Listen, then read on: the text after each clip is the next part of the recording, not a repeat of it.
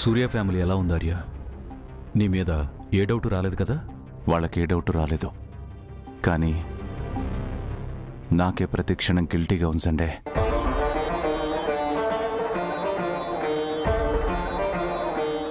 ఆ అమ్మ ప్రేమ, చెల్లెలి అనురాగం, వాళ్ళ కోపం, బాధ, బాధ్యత అన్నీ సూర్యకి దక్కాల్సినవి.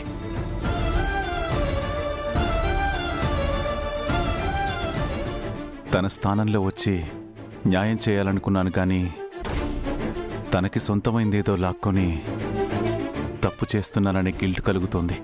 వాళ్ళు బాధపడకూడదనే కదా ఆర్య నువ్వు ఇదంతా చేస్తున్నావు. Of course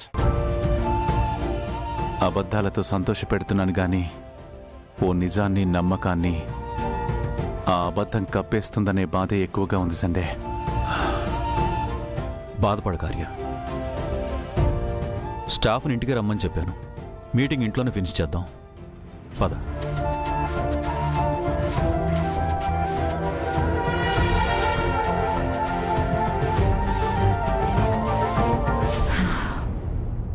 something is wrong.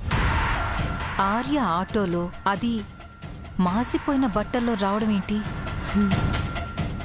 వెంటనే ఒరిజినల్ గెటప్ చేంజ్ చేసుకుని వెళ్ళడం ఏంటి?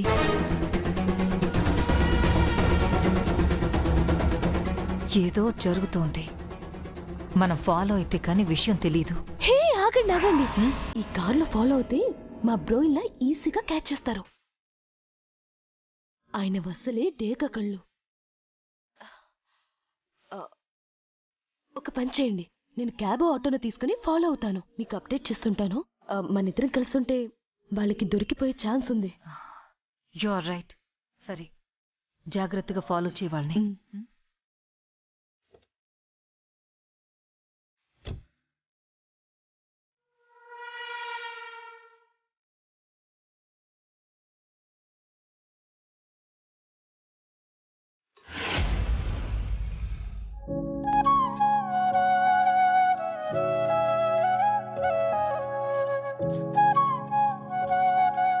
అభయ్, హోంవర్క్ అయిపోయిందా? చెల్లెక్కడా?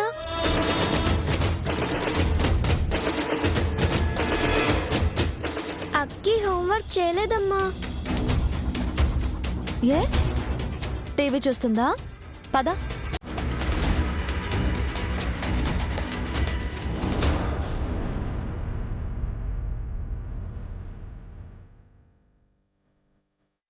అఖి, ఏమైంది? ఎందుకలా ఉన్నావు? మాట్లాడవేంటి అఖి? నేను చెప్తానమ్మా. ఈరోజు ఏం జరిగిందంటే,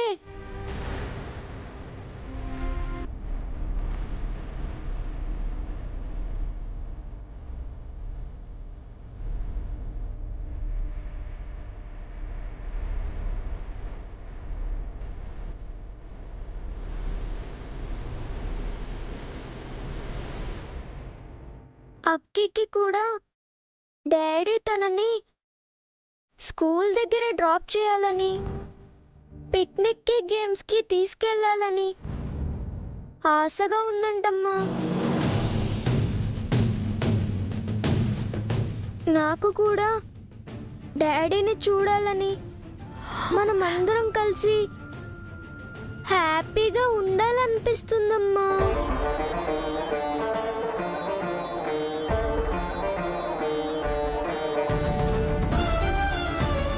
చెప్పమ్మా, డాడీ ఎందుకు మాతో ఉండరు? పోనీ ఎక్కడుంటారో చెప్పమ్మా. అన్నయ్య, అమ్మనేం అడగకు, తనేం చెప్పదు. మళ్ళీ అమ్మని అడిగితే మనమే బాధపడాలి. చెప్పమ్మా, అసలు డాడీ ఉన్నారా లేక చనిపోయారా? అభయ్,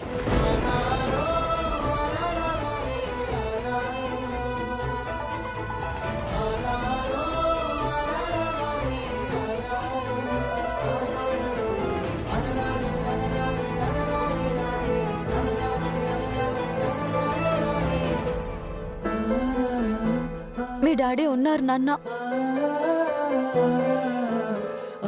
కాకపోతే దూరంగా వేరే దేశంలో ఉన్నారు. ఎందుకమ్మా? డాడీ మనతోనే కదా ఉండాలి, దూరంగా ఎందుకున్నారు? డాడీకి మనం అంటే ఇష్టం లేదా? డాడీ మంచోరు కాదా? చెప్పమ్మా, డాడీ మంచివారు కాదా? మీ డాడీ చాలా మంచోడ్రా, దేవుడు లాంటి వారు. ఆయనకి నేనంటే ప్రాణం, మీరంటే చాలా ప్రేమ. అంత ప్రేమ ఉంటే మమ్మల్ని చూడటానికి ఎందుకు రారు? నీకు డాడీ అంటే చాలా ఇష్టం కదమ్మా, నువ్వెందుకు మమ్మల్ని డాడీ దగ్గరికి తీసుకెళ్ళావు?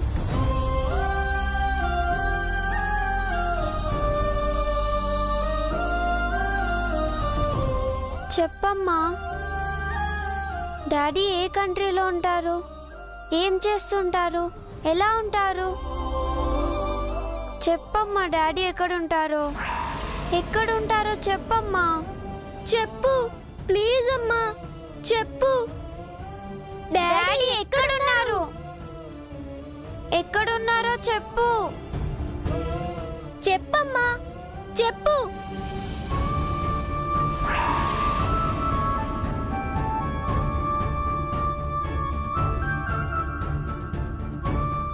అక్కి, ఇంకమ్మని మనం ఏం అడగద్దు, ఏడ్చేస్తుంది, సరేనా? మరి డాడీ గురించి ఎలా తెలుసుకునేది అన్నయ్య? వేరే కంట్రీ అని చెప్పింది కదా, ఏ కంట్రీనో తెలుసుకుందాం. ఎలా అన్నయ్య? ఏమో నాకు తెలీదక్కి.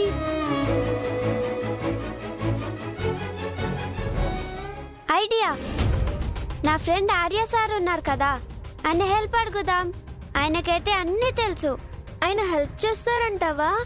నేను అడిగితే ఏమైనా చేస్తారన్నయ్య, యు డోంట్ వరీ.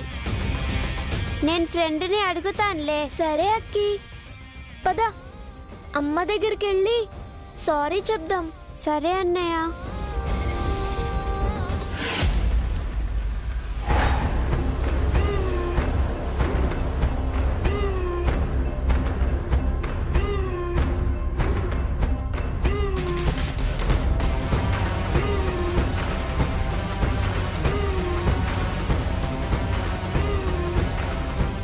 ఆర్య ఏంటి ఈ గెటప్లో ఉండడం ఏంటి చెల్లెమ్మా? అదే కదన్నయ్య నాకు అర్థం కానిది. రోడ్డు మీద కార్లో కాస్ట్యూమ్ చేంజ్ చేసుకోవాల్సిన అంత అవసరం ఏమొచ్చిందో తెలియట్లేదు. ఖచ్చితంగా ఫ్యామిలీ అండ్ జెండే సపోర్ట్తోనే ఏదో చేస్తున్నాడన్నయ్య.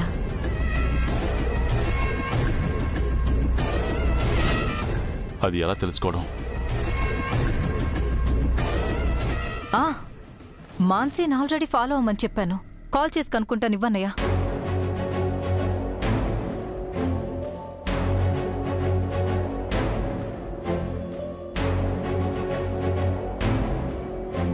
ఎక్కడున్నావు మాన్సీ? ఆర్యాన్ ఫాలో అవుతున్నావా?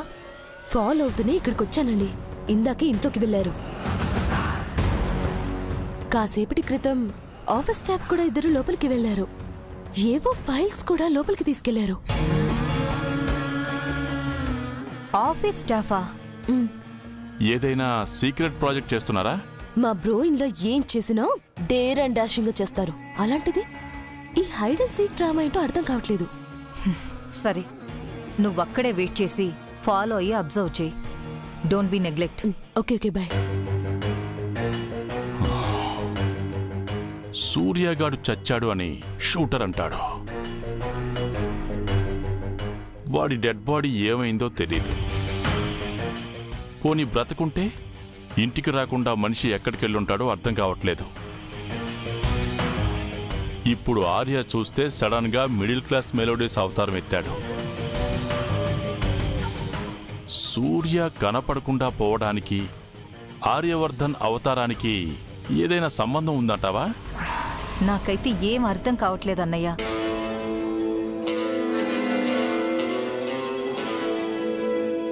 అవుతుంది. నేరుగా ఆ సూర్యగాడి ఇంటికి వెళితే విషయం మొత్తం అర్థమవుతుంది. వెళ్ళొస్తాను.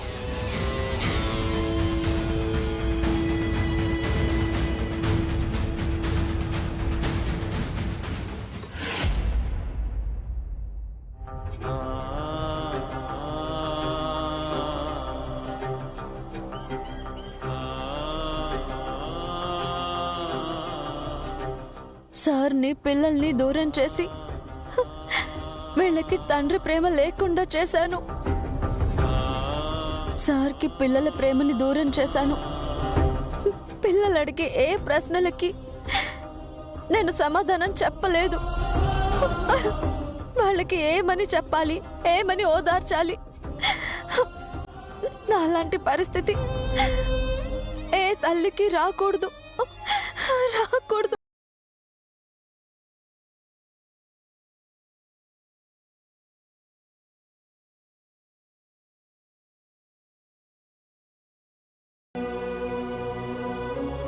అమ్మా, ఏడవద్దమ్మా.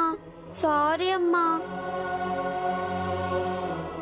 నేనింక ఎప్పుడు నిన్ను ఇలా అడగనమ్మా. నువ్వు అలా ఏడుస్తే నాకు చాలా బాధగా ఉంది. ప్లీజ్ అమ్మా, ఏడవద్దమ్మా. I'm really sorry. నేనే మీకు సారీ చెప్పాలి. మిమ్మల్ని చాలా బాధ పెడుతున్నాను.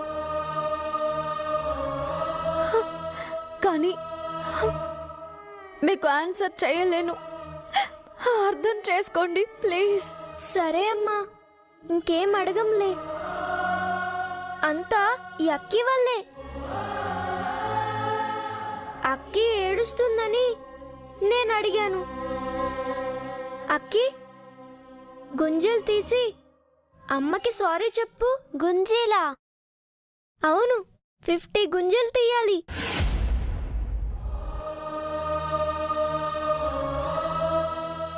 అన్నయ్య, దానికంటే అమ్మకు గిలగింతలు పెడితే సరిపోతుంది కదా.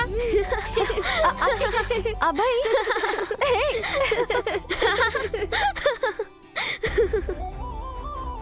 చూసావా, అమ్మ నవ్వేసింది. థ్యాంక్ యూ అమ్మా. లేకపోతే అన్నయ్య నాతో గుంజులు తీపించేవాడు.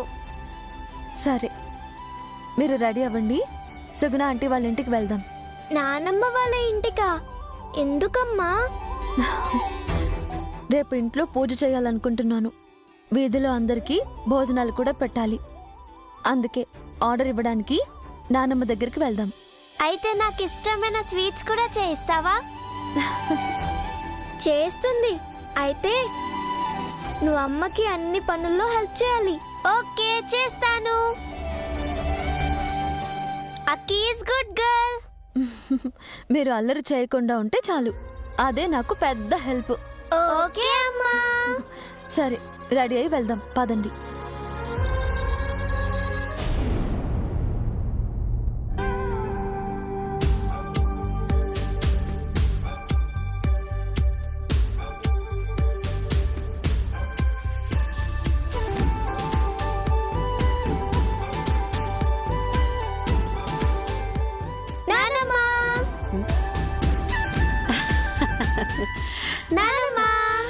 అరే నా బంగారు కొండలు వచ్చేసారా? నానమ్మ, నీ హెల్త్ బానే ఉందా? టాబ్లెట్స్ టైంకి వేసుకుంటున్నావా? వేసుకుంటున్నాను మనవడా.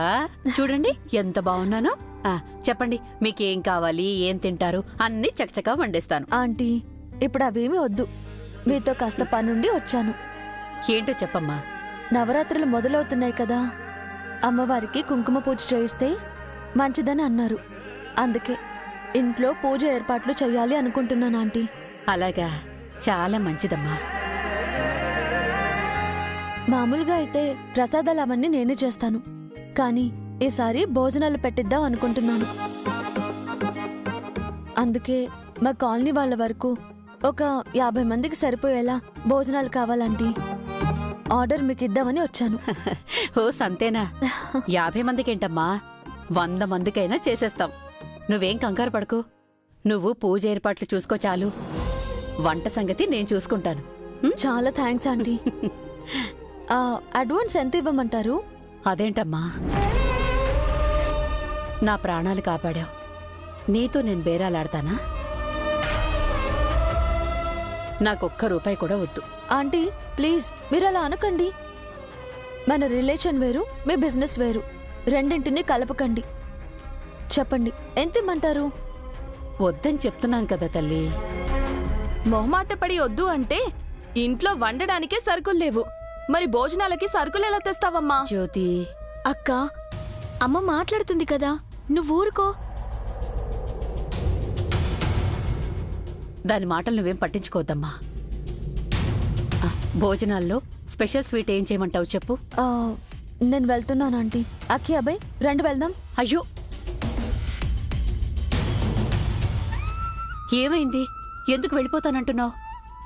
మీరు నా మాట వినకుండా మొండిగా డబ్బు వద్దు అంటున్నారు కదా, అందుకే కోపం వచ్చింది.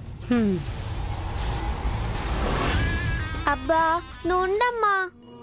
నానమ్మ, అమ్మ ఇస్తానంటుంది కదా, తీసుకో. మనం బోల్డ్ అన్ని ఐస్ క్రీమ్స్, చాక్లెట్స్ కొనుక్కోవచ్చు.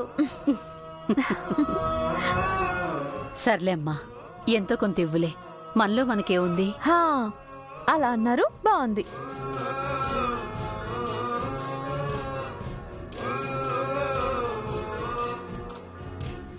ఇదిగోండి.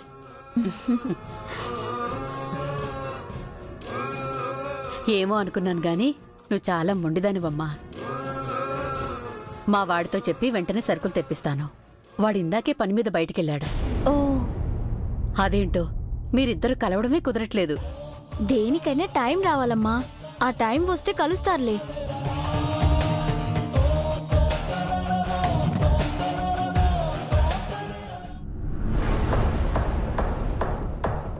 రే, నేను ఆ ముసల్దాని ఇంటికి వెళ్తున్నాను.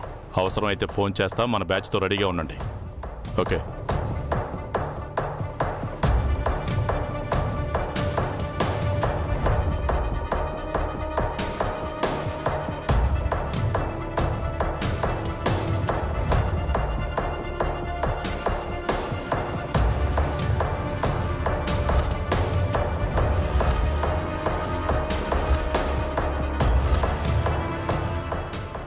సరే ఆంటీ, టైం అవుతుంది. పూజకు కొన్ని సామాన్లు కూడా కొనాలి. నేను బయలుదేరతాను. సరే అమ్మా. బాయ్ నానమ్మ. బాయ్ నానమ్మ. బాయా? మరి నా తాయిలం?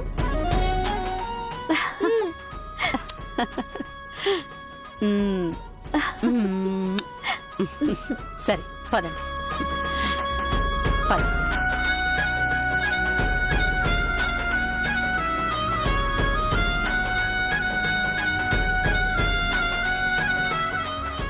ఆటో ఆటో ఆపండి. ఆంటీ వెళ్ళొస్తాం. సరేనమ్మా, వెళ్ళొస్తాం. బాయ్. జాగ్రత్త. రానన్నా. బాయ్ నానమ్మ.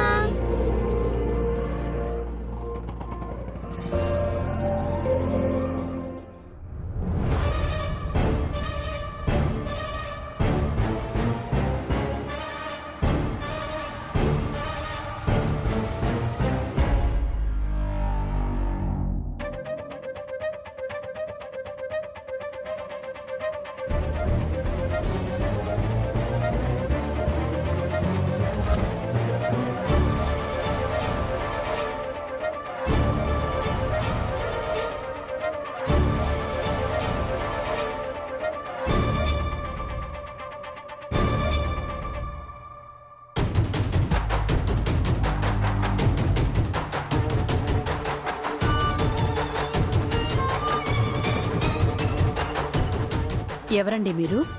ఎవరు కావాలి? ఈ పేపర్స్ మీద మీ సంతకం కావాలి. సంతకమా? దేనికి?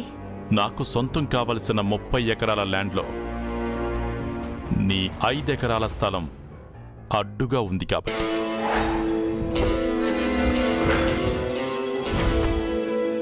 ఓ నువ్వా? ఇన్ని రోజులు రౌడీల్ని పంపించి బెదిరించావు, ఇప్పుడు నువ్వే వచ్చావా?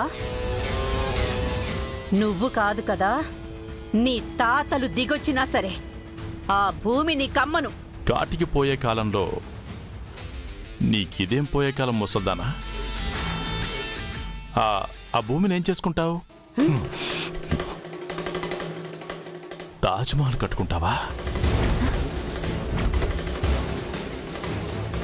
అది నా ఇష్టం. మర్యాదగా పో ఇక్కడి నుంచి. పో. పోవాలా? బయటికి పోవాలా? పోతాను. బయటికి పోవాలా? పోతాను. పోతానే.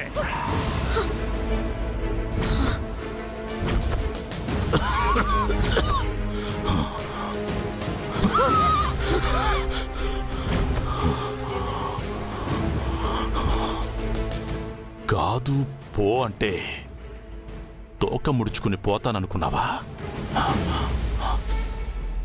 నిన్ను నీ ఫ్యామిలీని చంపైనా సరే ఆ ల్యాండ్ నా సొంతం చేసుకుంటా.